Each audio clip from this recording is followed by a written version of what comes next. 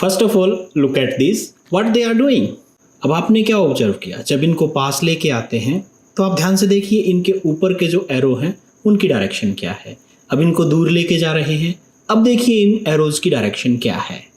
और अब मैं कुछ यहाँ पे पैरामीटर्स चेंज कर रहा हूँ, उसके बाद यहाँ पे देखेंगे इनको अब की बार मैं पास लेके आ रहा हूँ तो देखिए डायरेक्शन क्या है, और जब मैं दूर लेके जा रहा हूँ अब इनकी डायरेक्शन क्या है। क्या ये पहले जैसी ही है या चेंज हो गई है। What you have observed, in the previous case the direction of arrows was towards each other, but in this case the direction is opposite. Why this is happening? Why the size of arrows is changing and why the direction of arrows is changing? पिछले article में हमने Coulomb's law को drive किया। वहाँ पे हमने देखा कि जो फोर्स थी that was equal to 1/4 pi epsilon not Q1 Q2 divided by R square. अब वहाँ पे फोर्स की हमने बात की और फोर्स एक वेक्टर क्वांटिटी है, but we haven't discuss anything about vector in that article. In this article, in this video, I am going to tell you about what is the physics behind this and why vector ज़रूरी है force के साथ लगाना, और उस vector को अगर implement किया जाए तो क्या पिछले आर्टिकल्स में हमें कुछ चेंज करने पड़ेंगे। इन्हीं सब चीज़ों को सीखेंगे। चलिए शुरू करते हैं। Coulomb's law in vector form. Let's derive an expression for this. Consider two like charges Q1 and Q2 separated by distance R.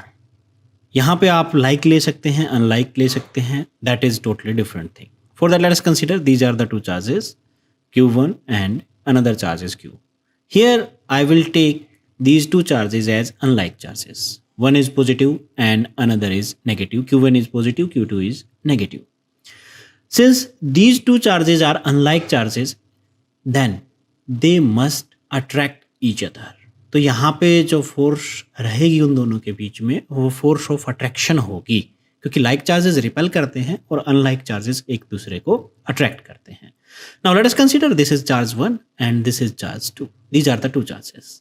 अब होगा क्या, चार्ज नंबर 2 1 को अपनी तरफ खींचेगा और चार्ज नंबर 1 2 को अपनी तरफ खींचेगा। चार्ज नंबर 2 1 को अपनी तरफ खींच रहा है तो एरो हम जो फोर्स लगेगी, force on first due to second, हम F12 से रिप्रेजेंट करेंगे और जो एरो रहेगा वो 1 से 2 की तरफ। सिमिलरली जो सेकंड चार्ज के ऊपर फर्स्ट के कारण फोर्स लगी वो लगेगी towards charge number 1।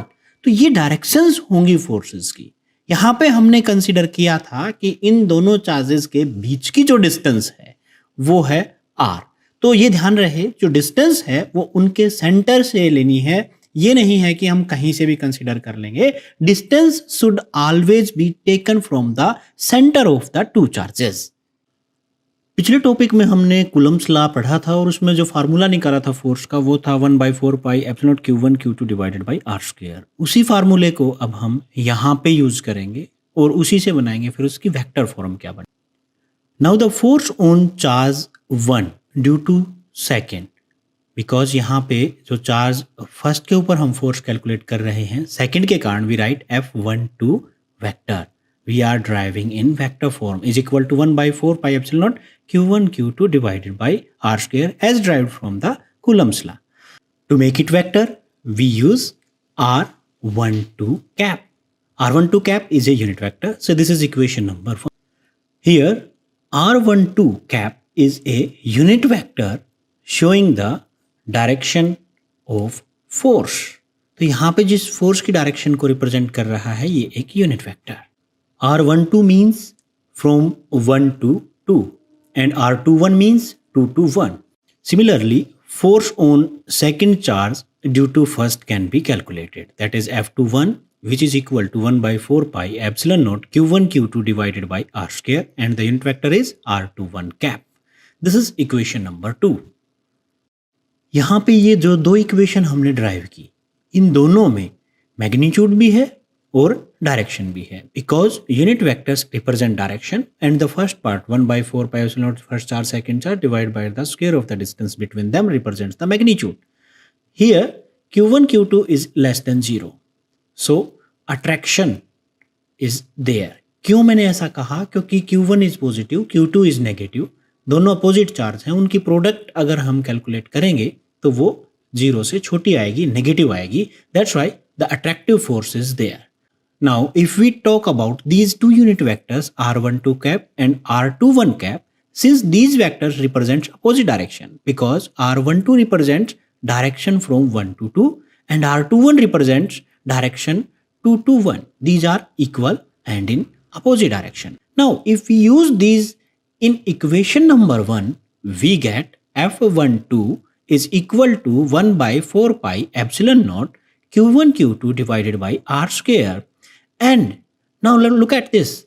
R12 is negative of R21. So in equation number 1, at the place of R12, I am using R21. So I am writing here.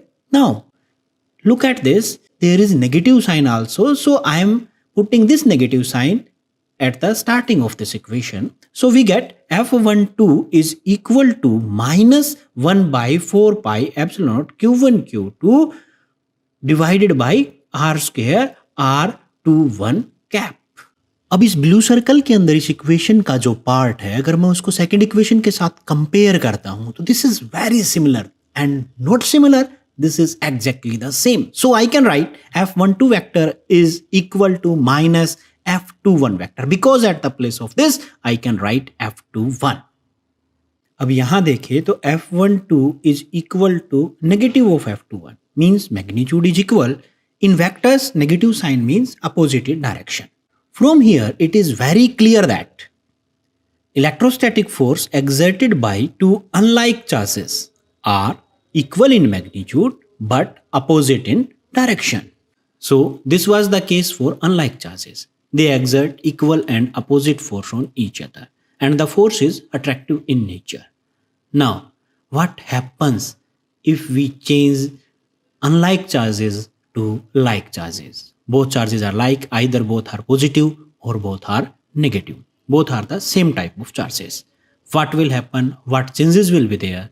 So try to do it yourself. If you have problem in that case, then feel free to comment into the comment section. I will post a solution for that also. यहां तक हमने देखा कि unlike charge particle एक दूसरे के ऊपर equal and opposite force exert करते हैं. This was due to the factors used in this formula. Now is it completed? No. अगर एग्जाम में आपको कंप्लीट करना पड़े तो यहां तक कंप्लीट नहीं करना है, इसके बाद भी कुछ थोड़ा सा रहता है. तो चलिए देखते हैं वो क्या है. Let's move further for little bit more. f12 vector is equal to 1 by 4 pi epsilon naught q1 q2 divided by r square r12 cap. r12 cap is a unit vector. As we know that unit vector is equal to vector divided by its magnitude.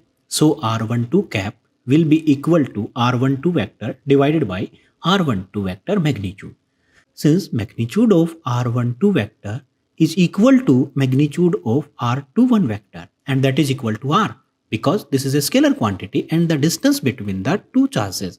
So we can use f12 vector is equal to 1 by 4 pi epsilon naught q1 q2 divided by r12 vector magnitude and its square, and at the place of r12 cap we use r12 vector divided by r12 vector magnitude. Now this equation becomes f12 vector is equal to 1 by 4 pi epsilon naught q1 q2 divided by r12 vector magnitude of this and its cube r12 vector. And similarly f21 vector becomes 1 by 4 pi epsilon naught q1 q2 divided by r21 vector, its magnitude and its cube, and r21 vector.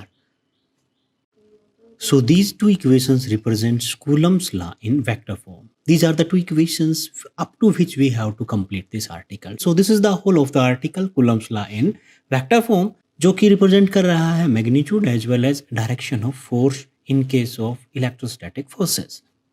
Well, अभी तक जो article complete किया था हमने वो Coulomb's law in vector form था. अब vector की बात करें तो vector are different type and one of the vector is position vector. अगर हम कोऑर्डिनेट सिस्टम की बात करें तो चार्ज पार्टिकल को रखें 2 डायमेंशन में या 3 डायमेंशन में बात करें तो we have different types of position vectors. तो क्या कूलम्स लॉ को उसकी टर्म में भी लिखा जा सकता है? Then the answer is yes. Then what we should do? Let us see. Force between two charges in terms of their position vector.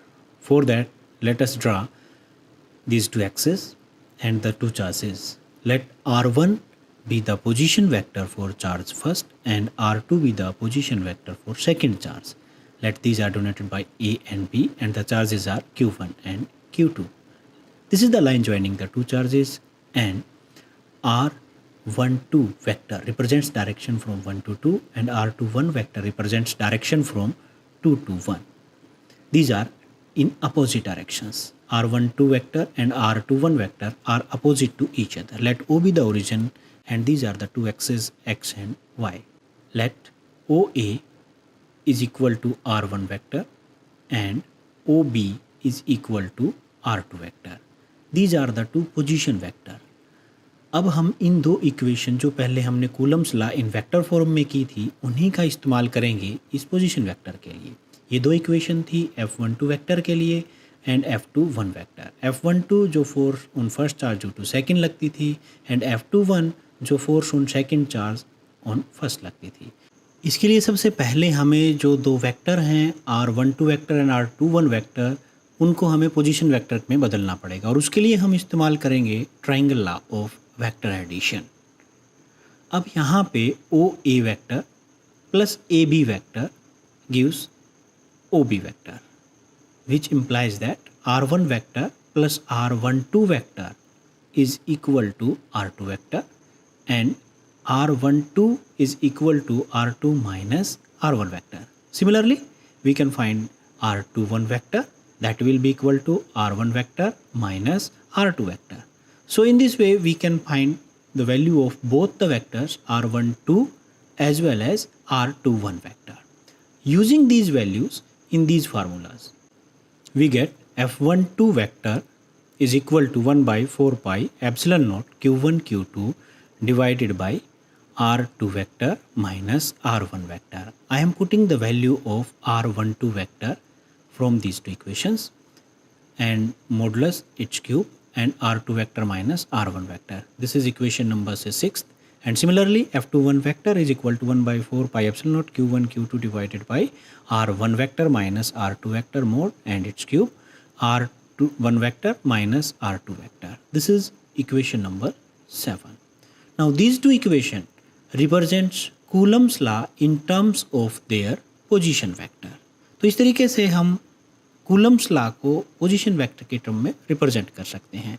तो यहाँ पे सिर्फ हमने जो लास्ट के जो पॉइंट्स थे R12 vector and R21 vector जो वेक्टर थे उन्हीं को पोजीशन वेक्टर में बदला है। तो सिर्फ इतना सा चेंज करना है, बाकी लगभग सारा का सारा सिमिलर है पिछले आर्टिकल जैसा ही। So this is the force between two charges in terms of their position vector. एक बात मैं हर बार हर वीडियो में कहता हूँ कि आपको वीडियो जहाँ पे भी एक आर्टिकल कंप्लीट होता है उसके बाद वीडियो को पॉज करें, वहाँ पे रोक के अपने नोट्स तैयार करें और उसको समराइज़ करने की कोशिश करें। उसके बाद फिर वीडियो को वहाँ से शुरू करें जब आपका एक आर्टिकल कंप्लीट हो जाए। मेरी कोशिश रहती है कि एक वीडियो के अंदर एक ही आर्टिकल को कवर किया जाए, बट उसके सब आर्टिकल्स 2 या 3 हो सकते हैं। तो इट विल बी बेटर अगर आपको लेंथी लगे तो वहाँ पर रोक लें और उसको वहाँ तक समराइज़ करें और फिर आगे चलें। तो चलिए आगे शुरू करते हैं। Superposition principle. Superposition principle. In case of number of interacting charges, the total force on a particular charge is equal to vector sum of individual forces exerted on that charge by all other charges. अब इसका मतलब क्या हुआ? Simple सी बात है, अगर कई सारे चार्ज एक साथ एक दूसरे के साथ इंटरेक्ट कर रहे हैं, एक दूसरे के साथ फोर्सेस एक्सर्ट कर रहे हैं, तो किसी एक पर्टिकुलर चार्ज के ऊपर जो टोटल फोर्स होगी वो जितने भी चार्ज उसके सराउंडिंग में हैं वो उसके ऊपर फोर्स एक्सर्ट कर रहे हैं उन सब का वेक्टर सम होगी। सिंपली नहीं है कि भाई हमने उसको जोड़ दिया, सिंपल अलजेब्रा से नहीं ऐड करना है, उसको वेक्टर मेथड से ऐड करना है, वेक्टोरियली ऐड होगी। तो इस तरीके से उसके ऊपर हम टोटल फोर्स किसी भी चार्ज के ऊपर कैलकुलेट कर सकते हैं। कैसे करेंगे चलिए देखते हैं। Let us consider we have different charges and जो ब्लू कलर का यहाँ पे मैंने जो चार्ज लिया है इसके ऊपर हम और जितने भी दूसरे चार्जेस हैं उनके कारण फोर्स कैलकुलेट करने की कोशिश करेंगे। तो यहाँ पे जो मेन चार्ज है वो ब्लू कलर में है, बाकी सारे दूसरे चार्जेस हैं। तो यहाँ से अलग अलग चार्ज की दूरी अलग अलग है, मैग्नीट्यूड अलग हो सकता है, उनकी चार्ज की टाइप अलग हो सकती है। For that let us consider this charge is Q1 and the red colour is Q2, similarly Q3 and this is Qn. So I have n number of charges in this case and I'm going to calculate the total force on first charge. Now in first case let us consider Q1 and Q2 both are like charges, so force will be outward direction and F12 and this will be the direction of force. Similarly forces due to other charges can be drawn. According to superposition principle, the net force on charge Q1 is F1 is equal to F12 vector plus F13 vector plus and so on plus F1 vector. This is say equation number 1. As F12 vector is equal to 1 by 4 pi epsilon naught Q1 Q2 R12 square R12 cap and F13 is equal to 1 by 4 pi epsilon naught Q1 Q3 R13 square R13 cap and similarly F1n is equal to 1 by 4 pi epsilon naught Q1 Qn R1n square R11n cap. तो ये सारी equations first charge के ऊपर लगने वाली सभी दूसरे charges के कारण फोर्स को रिप्रेजेंट कर रही हैं। अब इन सब वैल्यूज़ को हम इक्वेशन नंबर 1 के अंदर पुट करेंगे तो क्या मिलेगा, F1 is equal to 1 by 4 pi epsilon. अब इन सभी इक्वेशंस में देखिए Q1 कॉमन है, so I am taking Q1 common, then writing Q2 divide by R12 square R12 cap plus Q3 R13 square R13 cap plus Qn R1n square R1n cap. So equation number 1 is now in this form. Similarly, force on other charges can be calculated. जिस तरीके से यहाँ पे force calculate की है उसी तरीके से F2 के ऊपर, F3 के ऊपर, Fnth के ऊपर, चार्जेस के ऊपर इस फोर्स को कैलकुलेट किया जा सकता है. In terms of position vector अगर हम इसको लिखना चाहते हैं तो we can simply write F1 vector is equal to Q1 divide by 4 pi epsilon not Q2 and convert R12 square into their position vector, that is R1 vector minus R2 vector modulus cube R1 vector minus R2 vector plus and so on we use for all other charges up to nth charge. So this equation represents this in superposition principle in terms of their position vector. So this is all about this superposition principle. इस video के शुरू में मैंने आपको दो पहलवान दिखाए थे और उनके ऊपर थे एक एक एरो की डायरेक्शन थी और एरो का मैग्नीट्यूड भी चेंज हो रहा था. डायरेक्शन आपने ऑब्जर्व की होगी कि एक दूसरे से अपोजिट थी इररिस्पेक्टिव ऑफ द चार्जेस. पहलवान एक्चुअल में आपने उनके हाथ में ऑब्जर्व किया था कि एक एक चार्जेस थे. अब फिर से देख लेते हैं. यहाँ पे देखिए इन दोनों के हाथों में चार्ज है और ये जो डॉटेड लाइन ऊपर की तरफ जा रही है इसके ऊपर एक आप देख रहे हैं एरो है. एरो अंदर या बाहर दोनों तरह के एरो आपको दिखाई दे रहे हैं. अब जब इन चार्जेस को पास लेके आ रहे हैं, अब आप यहाँ पे देखेंगे कि जब दोनों के चार्ज अलग अलग हैं तो उनकी डायरेक्शन एक दूसरे की तरफ है और जब दोनों के चार्ज दोनों की जो चार्ज में कहूँगा यहाँ पे वो लाइक टाइप के हो जाते हैं, चाहे तो दोनों को नेगेटिव कर लें या दोनों को पॉजिटिव कर लें. मैंने यहाँ पे दोनों को नेगेटिव किया है तो आप ऑब्जर्व कर रहे हैं कि डायरेक्शन अपोजिट डायरेक्शन में है. It means repulsion is there.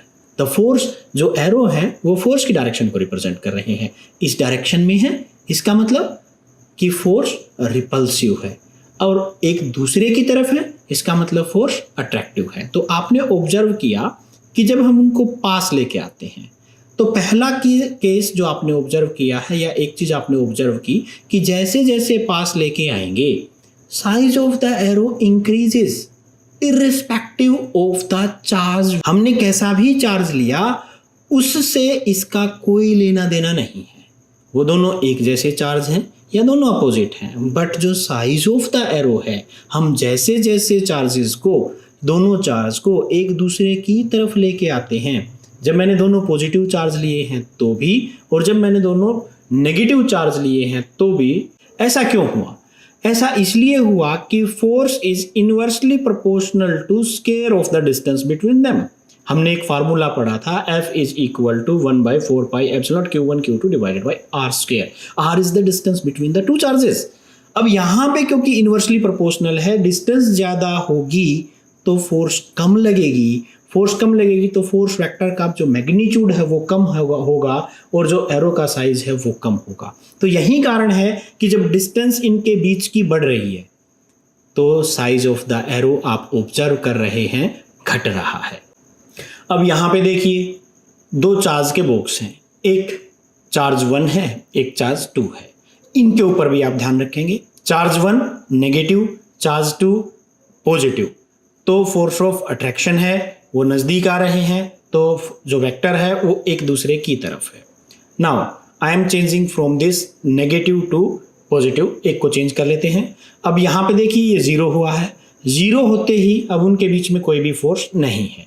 It means अगर चार्ज आइसोलेटेड चार्ज होगा तो उसके ऊपर कोई फोर्स नहीं लगेगी। फोर्स कब लगेगी? जब दो चार्ज होंगे। कम से कम Q1 Q2 वाला फार्मूला ध्यान रखिए, वहाँ पे जब दो चार्ज होंगे तो फोर्स लगेगी, अदरवाइज अकेला चार्ज होगा तो किसी टाइप की कोई फोर्स नहीं लगेगी। अब यहाँ पे जैसे ही मैंने चार्ज को 0 किया तो वो 0 हो गए हैं। अब मैं इस चार्ज का साइन चेंज हो चुका है, अब ये नेगेटिव हो चुका है। अब आप देख रहे हैं यहाँ पे जैसे ही नेगेटिव हुआ और मैं पास लेके आ रहा हूँ तो अब की बार डायरेक्शन एक दूसरे की तरफ नहीं है, एक दूसरे से अपोजिट है। अब एक दूसरे से अपोजिट का मतलब रिपल्सन इज देयर। तो आई थिंक यहाँ तक आपको अच्छे से क्लियर हो गया होगा इसके बारे में कि ये पूरा का पूरा किस तरीके से है, किस तरीके से जो वेक्टर फॉर्म है वो काम करती है या वेक्टर हेल्प करते हैं हमें ये सारा कंसेप्ट समझने में।